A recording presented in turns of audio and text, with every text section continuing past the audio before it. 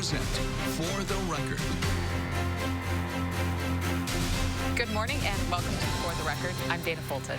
Right now, the Wisconsin DNR is seeking applications for their voluntary public access and habitat incentive program. This program gives private landowners the opportunity to open their land up to the public while receiving a little financial incentive. Earlier this week, I spoke with Kelly Martinson, the program coordinator, about why this program sounds like a win-win-win for all parties involved, but also about the reservations some landowners have, such as who does the burden of monitoring this public access fall on and who shoulders the liability for the property.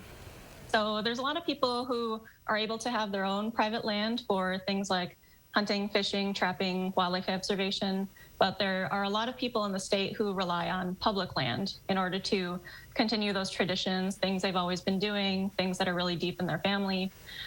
So by using this program, we're able to lease the private lands and open them up to the public so they're able to access them. And we usually try to look for places that don't have a lot of public access so that it provides more land for people to be able to use. And how does the application process work? This isn't just public people running around onto private land at any given moment. There is a process and a procedure in place to get these access points put together, correct? Right. So we market the program to interested landowners, and then they come to us. You can contact either me or a VPA liaison, and we go through a whole process of looking at the property, seeing what would work for the property, and then we would add that after we sign a lease to our database, and we put the maps online so that it's able for public to be able to see them and find them. In order to access the properties themselves from users, they don't need permission from the landowners to access them. They act just like regular public wildlife areas. So you can go on there at any time during any of the open seasons, just for bird watching, etc. And yeah, you're able to go out there without permission, and it's all free. After we sign the lease with the landowner, the public is able to go out there and just observe all the posting and signs that we have up. Now, from bird watching and hiking, are those just some of the activities, or is it really anything recreational? Fishing, hunting, snowmobiling? Does it kind of cover all of it in a public land as a piece of public land? Correct. Most of the things you can do on a VPA just like any other public area. It is foot traffic only, so you aren't able to use your ATVs or snowmobiles, but you are able to hunt, trap, fish during any of the open seasons, and you can go out there to hike, bird watch, and just observe wildlife and be outside as well.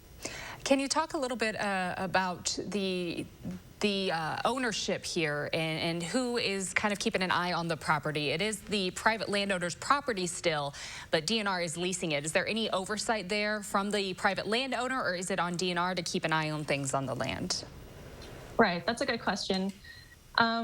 We don't have people who patrol the properties, but we do have voluntary public access liaisons. So they're the ones who kind of go around and oversee the properties, make sure there's no type of damage or breaking the rules or anything like that. So yeah, we have 4 staff around the state of Wisconsin. It's broken up into 4 quadrants, and I'm the coordinator, so I'm stationed in Madison and kind of oversee all of that, but they're really the ones who are doing the on-the-ground work. I do want to also touch on the habitat side of this. This isn't just something that people sign up briefly for a few weeks and then revoke the access, right? This is a little more of a longer-term, bigger picture program to sign up for? Mm-hmm. Yes, correct. So we have leases that run from 1 year up to 3 years, and we generally re-enroll those people because they are very happy in the program. It's something that we try and keep the access open, obviously as long as possible, but the landowners do have the right to cancel if they need to, if they give a certain amount of notice, but we generally don't have that kind of issues. People really enjoy being in the program. And how important is it to try to get public access to more people? I know it seems sometimes that private land is a little more segmented throughout. Is it a part of the DNR's goal to moving forward to try to get more properties enrolled in this? Yes, definitely. So we actually just sent out some marketing emails. We're always doing outreach to see if there's any other properties and landowners that would be interested. So the first step of that is they would contact either myself or another VPA liaison for their area. And we could kind of go through and make a map of the property, determine if it would be good and eligible for this program. But yeah, we're always looking for open properties, things that would fit our program, things with good habitat for the different wildlife-based recreation activities that we're looking for.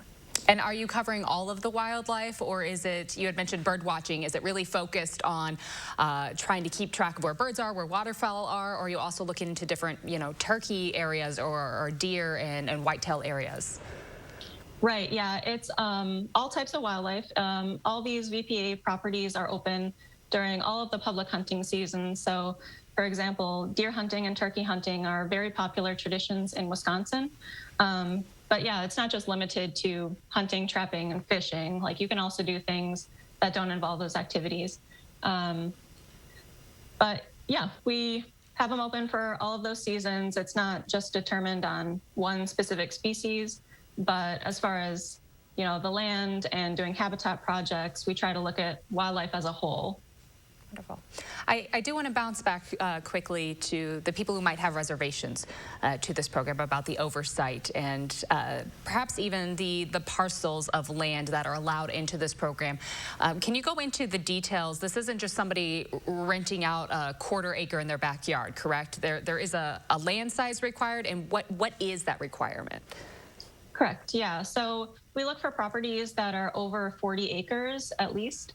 Most of our properties are well larger than that. But we also look for the cover type. So we require at least 25% usable cover.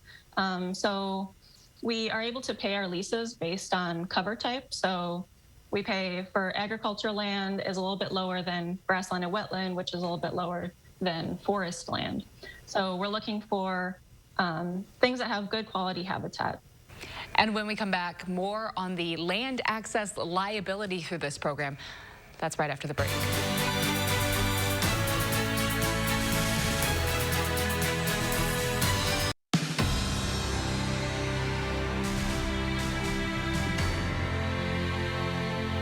Welcome back. This morning, we're talking with Kelly Martinson, the program coordinator for the Wisconsin DNR Voluntary Public Access and Habitat Incentive Program.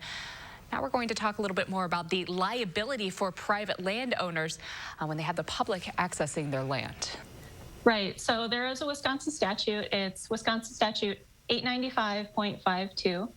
And this means that landowners are generally not liable for anything that would happen on the property.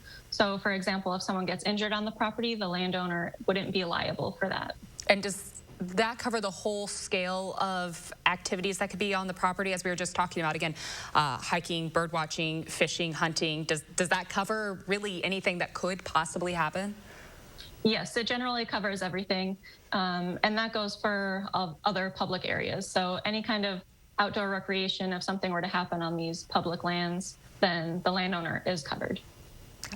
And quickly, while we're talking about these private land parcels, those surrounding it, their neighbors, have you had interaction with them? You've had private landowners sign up for these programs again and again. Have the neighbors interacted at all? What has the response then been from the community as a whole for this program?